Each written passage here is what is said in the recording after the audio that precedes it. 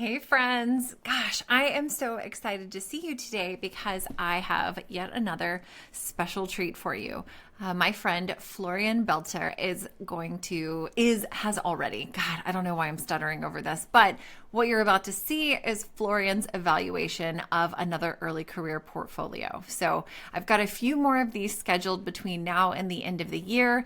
And if you hadn't noticed, I haven't recorded any new ones lately. And that is because I am kind of a little bit swamped with a couple of projects, but that doesn't mean that I don't still want to continue doing these. So let me know if you'd like more variety, if you want to see more people doing specifically UX research portfolios or UX design, or like the full stack of everything, maybe even some dev and development.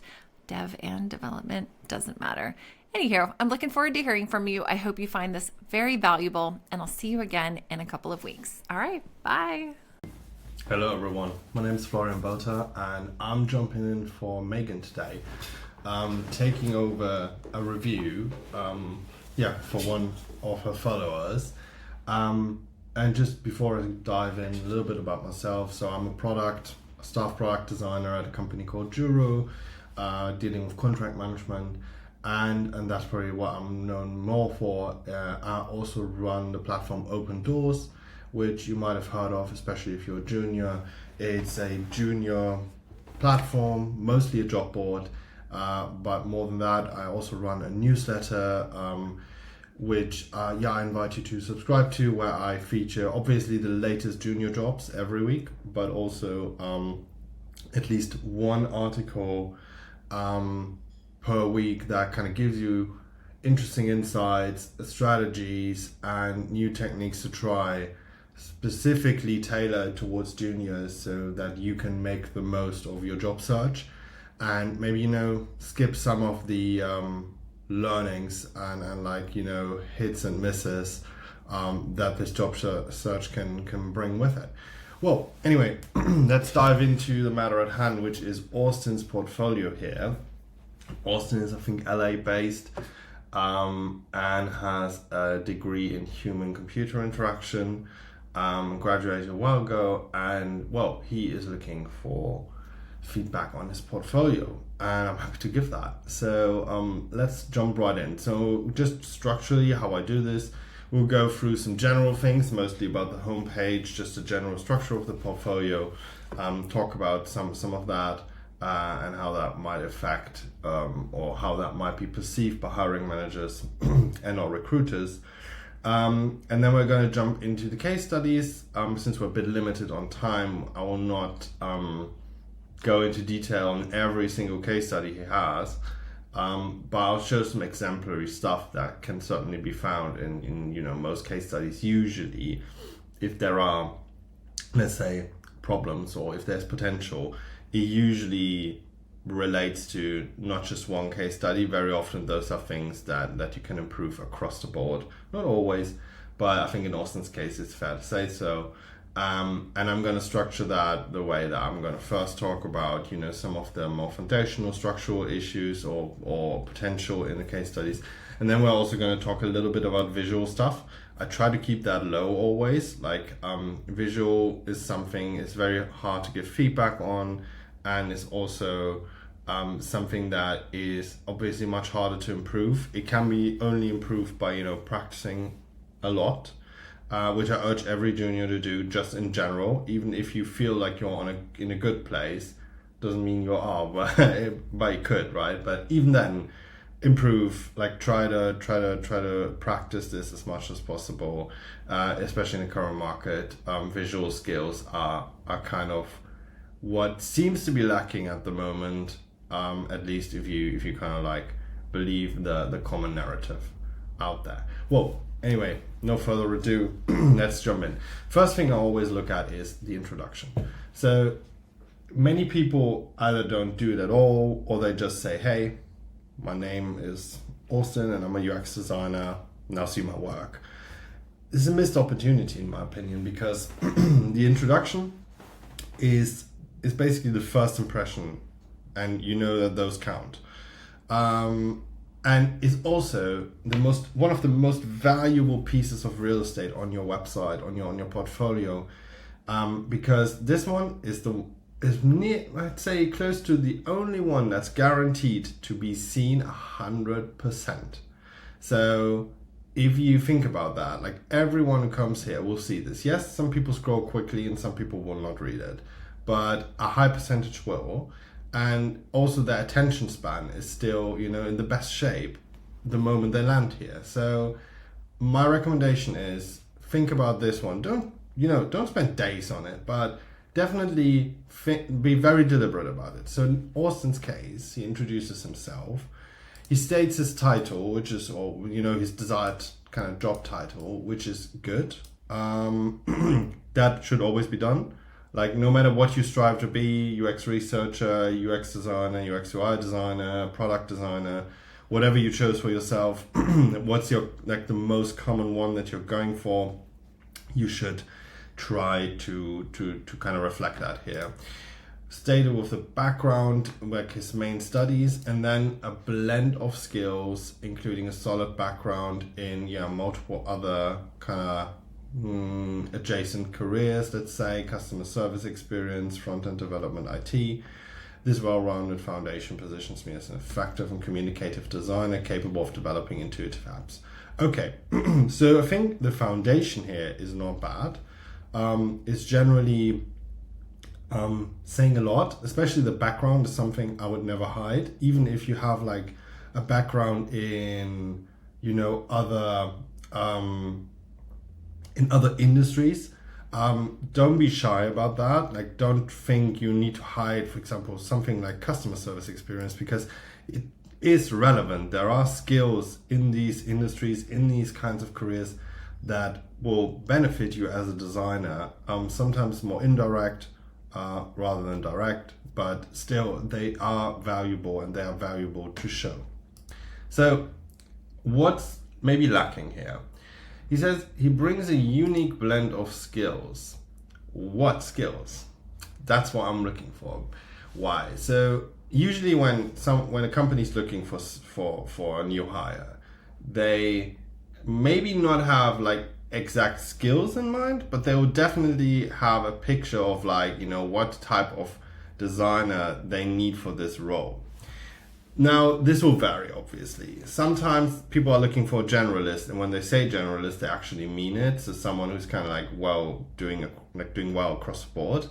But especially if it's a quite mature company in terms of, design and design hiring. This company and the hiring manager will know quite well what they're looking for. So maybe they're looking for a product designer who is a generalist but has this kind of T-shape with the foundation in, let's say, something like visual design with a specific focus on brand. Obviously, this is a very specific, very specific ask.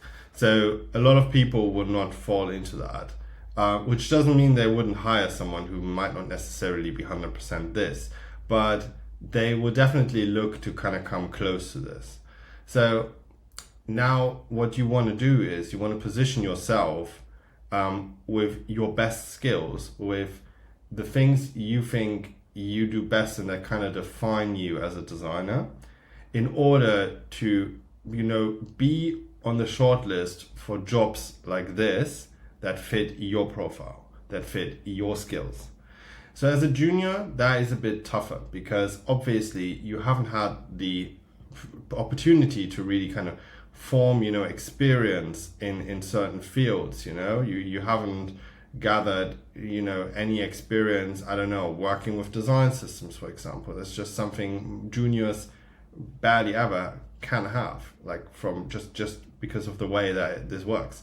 But still, when you studied or you did a boot camp or whatever else you did, you self-learned, you will probably have noticed that some things are more fun to you, some things just work better, and some things you just got better feedback on. Now, this is not easy. I'm not saying that's easy, but definitely try to assess yourself as good as possible. Take 20 to 30 minutes, brainstorm this on yourself. Open a fig jam, brainstorm this on yourself. What are your strengths? What are the things you enjoy doing? What are things you don't enjoy doing that much? and what are the things you got good feedback on in the past, like kind of consistently. And think about things like, also strategy, for example. A lot of people or a lot of roles are looking also for strategic designers. And that means people who can think, beyond the current project, beyond what is at hand right now, but like what might be at hand in a couple of months and what has been in the past. And also those who can like communicate well with stakeholders and make sure that, they don't work in this kind of like departmental silo where, you just kind of the design function that executes, but rather kind of things beyond is part of planning, all those things. And there are certain skills that you need in order to do these things. And if you think about those skills, you might maybe have them already from past careers, for example, or just, by nature as well. So think about, the 2 to 3 skills that define you and put them in your introduction. And then obviously state your background, but try to keep it a bit lower. So you have your degree here, and then you have like 3 kind of different things that you state. So in Austin's case, I would cut that down, pick one of those, or, just say, a varied background, or something like that, in multiple kind of design adjacent industries. I would probably put other words. ChatGPT can always help you with this, for example, or Claude, or whatever you use in terms of AI, LLMs, but they're a good companion for stuff like this. Also just to experiment and brainstorm more quickly. And then this last sentence, this well-rounded foundation positions me as an effective and communicative designer capable of developing intuitive apps. That's solid in my opinion, but what I always love to see or read in these introductions is kind of them telling me where they would like to go, like kind of, and let me just let me just bring examples. So there was another designer who can't show here right now because they just recently changed their portfolio, but she basically said that she is looking to work in new and engaging tech, which is a broad kind of category with enough insight to not limit herself to it, but at the same time it kind of tells you that this is not the person that's gonna that has a passion for enterprise type of apps, for example, or enterprise type of software, and that can help you when you apply to one of the jobs. Let's say she applies to a VR job, that already kind of gives off a vibe as if she is like someone who's actually looking to be in that space. And while that is absolutely not going to guarantee anything, you prime the people who look at your portfolio this way. If you then follow up with case studies that actually back what you are passionate about, you're sealing the deal there. Well, there's still more at play, as it always is, but you want to make sure that you craft a good picture. So now we haven't left the initial screen here. Let's move on. Let's move on from this introduction that I think is already quite solid, but can definitely be improved a little. Now, Austin has this section, what makes me unique. Usually I'd say, please jump straight to your work. Like that's what people are here for. Give it to them. So I would, if you want to keep this, I would consider swapping it with the section on your work, just because this should be accessible as quickly as possible. Both hiring managers and recruiters lack one thing, and that is time. And you will see that reflected on the time they spend on your portfolio and on your resume. So make sure you make it easy for them. Still, this has some value. He highlights things here about himself that kind of make him unique, and definitely help to kind of communicate what he does. I still think that highlighting certain skills could be better, but if you do this in the intro, you can take this to kind of round it off a little. However, just that we're here from a visual perspective, you should aim to craft somewhat of a brand for yourself, and that really does not mean a visual brand usually. But if you have things like your portfolio and you do things like iconography here, and I assume they were not done by Austin himself. I think those are icons taken from somewhere. You should take care of being consistent and delivering high quality.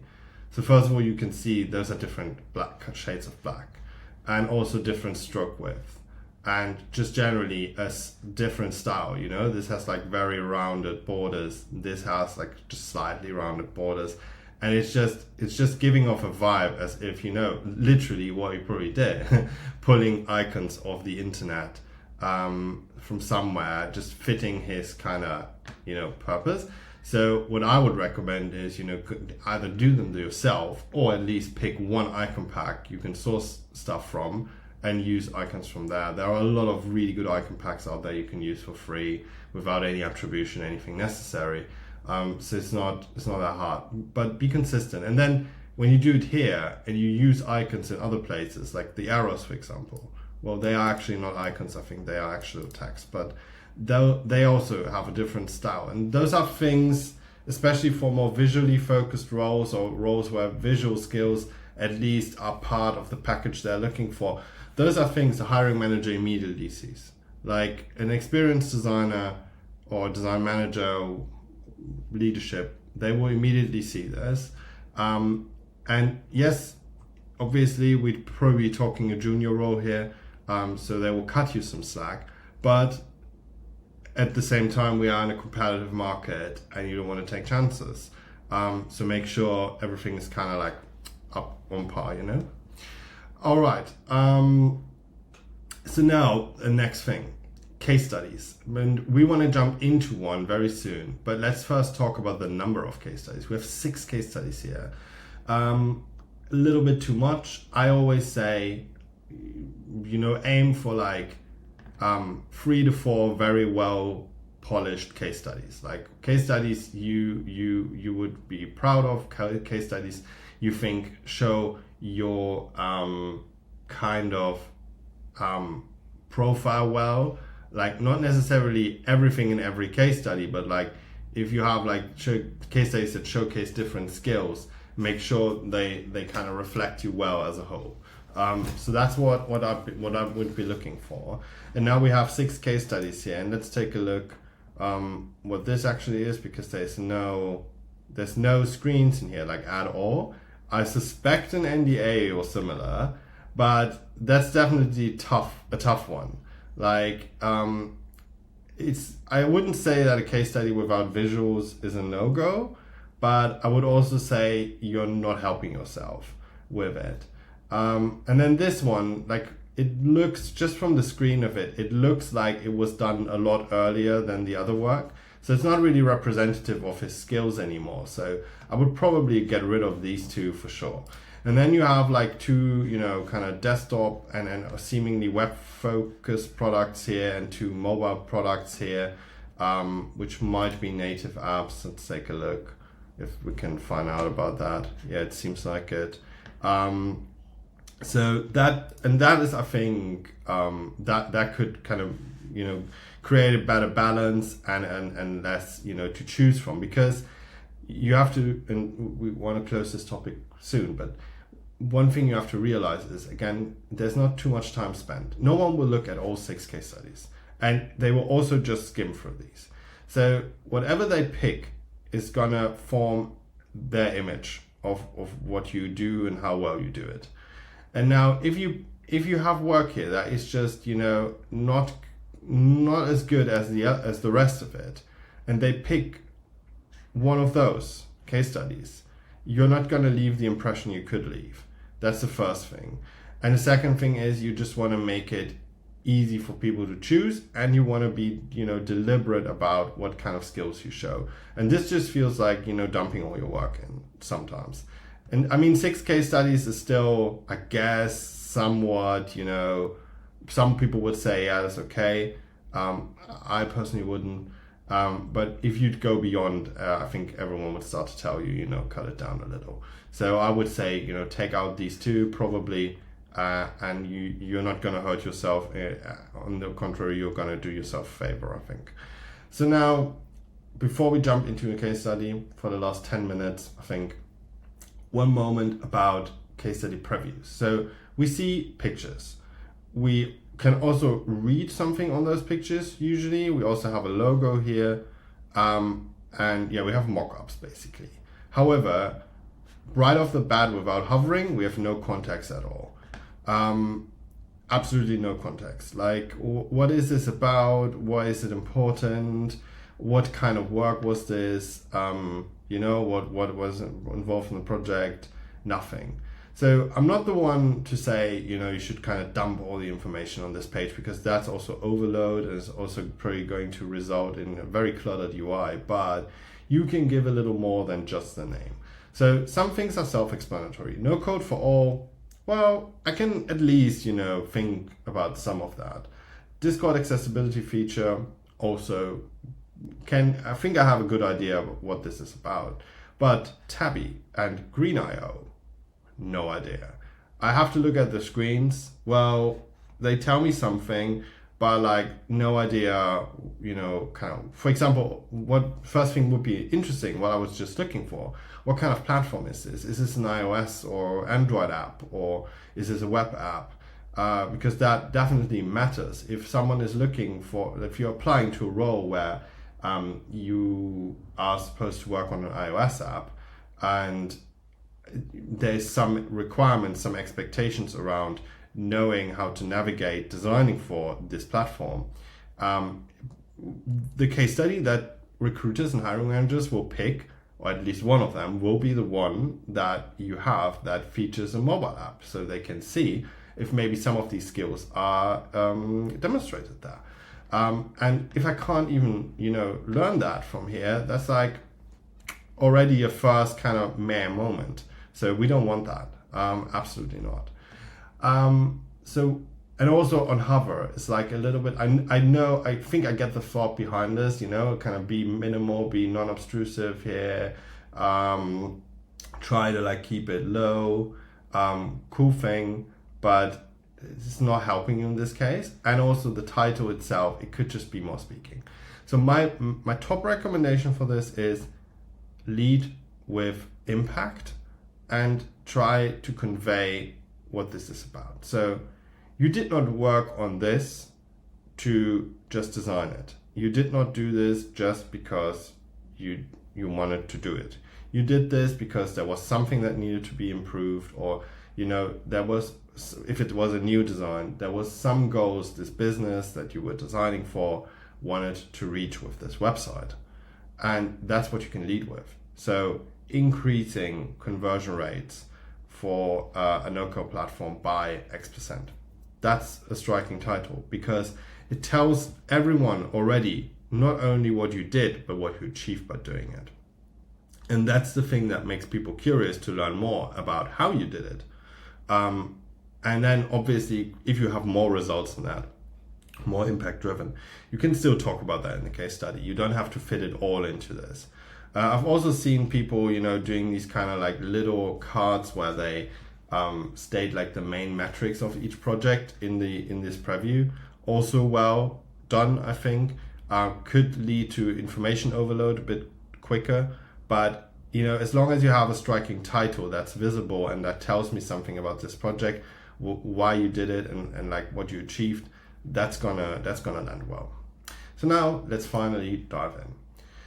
So this is a no-code platform, and I think the non-profit and the they deal with basically no-code tools and resources to help organizations kind of build and manage tools for themselves, without any coding necessary. Okay, so I see an overview over what that is. That's always helpful, especially if you work on like very complex projects, very helpful. Then you have a problem, and here's my first problem. So it basically, this is a bit of a mission of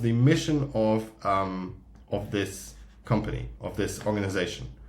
That's their mission. That's what they do. That's not the problem that you were trying to solve. So as a designer, because I'm not sure if this is a redesign, or I think it is a redesign from like, I got that from context reading the case study. but it's not clear. And the thing is, if it's even if it's a new design, doesn't matter. This business, this organization must face some kind of problem or has some kind of goal behind putting designers on designing or redesigning this. So, for example, they notice that no one's kind of like taking up their services, or no one is, or very little people are, looking at their tutorials, for example, even though they think, this is the kind of main thing we can help with. So that's a problem, like a low metric, or, something that is crucial to business success, but that's not happening. And those are the things you want to talk about here. And up until, I found out about what the actual impact was of this case study, or of this work, when I looked at Austin's resume, because there's no talking about results here. He says results, but there isn't any mention of like an actual result. This is actually just what he learned, which is also great, and I would not get rid of that. But there is nothing about what this did for the business. And again, in the resume, it said that like I think user engagement was like increased by 25%. That's a lot, and that's great. Like talk about it, like say it somewhere here. Like you can start with it again in the preview, like we said earlier, right? In the preview, that's something that can go there, but also it could go here. You can always start a case study by saying, hey, overview, this was the business problem, not the problem as stated here, and this was kind of like what we came up with as a solution, and eventually that drove this kind of impact for this business, and it helped them this way. And then you say how you did that. That's something I would always recommend doing. And I know that like a lot of you will say, if you're not Austin and you don't have projects that actually kind of live out in the wild, that are real projects, real products, how can I with a fictional project do this? You can do it through user research, for example, by measuring success with the users you test with, at the beginning, in the middle, and in the end, and kind of compare how you increased things. That's not exactly the same, but is better than nothing, because the result itself might not be on the same level as an actual business result, but it shows that you know how to measure. It shows that you know how to know how successful your work was. And that is actually what the business cares about. They don't care about the actual result. Yes, if it's like a strikingly great result, you kind of like increase things by 300%. That's cool. Yeah, okay, they're gonna like that as well. But mainly they care about you being aware of actually that this is your job, basically. So yeah. Again, business problem and results. That's very, very important. This is the case for all case studies. Like I said earlier, this usually applies to every case study. Like there's very little. And then when you talk about what you did, like how you did it, actually, this feels very deliverable focused to me. This is a bit more, understanding. I like that, like kind of getting a hang of like what's kind of status quo in that industry. But then you start with low-fi prototypes, med-fi prototypes, hi-fi prototypes, and that's it. And we're stopping. I haven't learned anything about your process. So you talk about, for example, managing other designers. So now what I would like to know, you had 6 designers on your team, and then yourself, and you were, as you say, managing them. How did this come together with you managing? What was your impact on the team? How did you help, and how did you, also do it yourself? Like how did you get to that result? That's what I would love to know. For example, there's market analysis and literature review. Was there also user research done? Maybe it was done by someone else, that's fine, but maybe you delegated that. That would be interesting to learn, right? And that would be, showcase of leadership skills to a certain degree. So I would be really interested to kind of learn much more about your process here, rather than seeing the deliverables and hearing how you kind of made color choices here and stuff like that. Like, there was time and place for these things, but the kind of main share I would love to know isn't here. And yeah, you were talking about these micro decisions. They matter, but what matters more is like how you actually made that decision, and what brought you to make that decision. Well, so that would be definitely something I would improve. And again, I see that in all case studies, some more, some less, but still I see it. So yeah, now let's close on some visual stuff.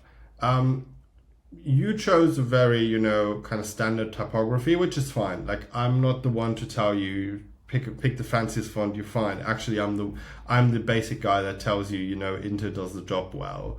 And you can use it for everything you do if you want to, as long as you kind of like master the basic things. And that's what I want to talk about. So visual hierarchy and spacings, for example. Spacings here are quite, big, and I think you can still get away with that. But once we go down here, like, the spacings and alignments feel off to me. At least this text feels like it should be aligned here. Just for, visual, like how your eye, basically, how you read, like readability, basically. And then also this text, like, it's a serif font, and it feels fairly small to me. And I feel like it could be at least like 2 points bigger. And then also what you want to enable is you want to enable scanning. So there are always highlights in your text. Highlight them. And obviously don't highlight half of the text, just highlight the important things. And I would love to see that more, because there's none of that here. And then here there's spacings that feel, they don't feel easy to the eye, for the eye to kind of like process. The paragraph spacings here and the bullet point spacings and all of that, it does feel a bit hard. And then here, for example, you can see the spacing between this paragraph and this heading is the same as between this heading and this paragraph. But this heading belongs to this paragraph, so it should be closer to it and a bit further away from this. Adopting the 8-pixel grid can help you a lot with this, because you could, for example, one rule could be for yourself, if the spacing between a heading and its belonging paragraph is 8 pixels, the spacing to the previous paragraph needs to be the double that, 16 pixels. That's an easy way of managing spacing without having to, figure out a lot of stuff. And it will immediately look better. It might not be perfect. Like, in some cases, you will always kind of, land on something that might not be, 100% feeling right yet with that. And it's not a cheat, but it could help. Anyway, we are already over the time a little bit. And so yeah, Austin, I think there's a bit for you to improve here, especially on the visual side. I think like some things, but also structurally and like from a content point of view, there's definitely some things that you can do to show a lot more impact, because you actually have that impact. Like, I just want to state that here. It's not like you haven't driven any impact, you just don't talk about it the way you should. Like, you can be proud of, basically, of your work, actually. So yeah, thanks for listening in. Check out Open Doors. I also do these reviews kind of on my end, basically. So if you're interested in getting one, feel free to get in touch. We can discuss details, and take care, everyone. And I hope this helped. All right. Bye-bye.